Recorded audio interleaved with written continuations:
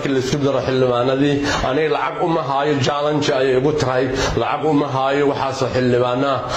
waxaan dhihi lahaa adduunka ha soo faragashtaan sida EU-da European Union-ka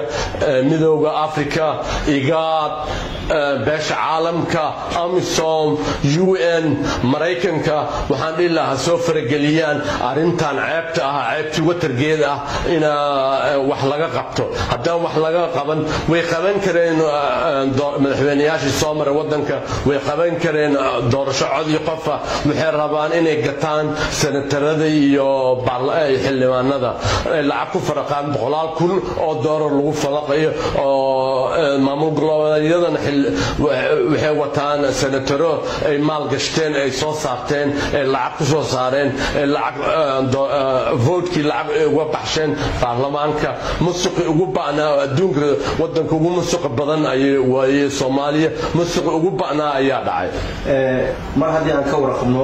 doorashooyinkii dalka ka dhacay xildhibaanada lacag bay qaadan jireen oo qof kala doonay markaas in la soo saaro uu noqdo madaxweyne ama xildhibaan ama senator adiga mar haddii aadan lacag bixinaynin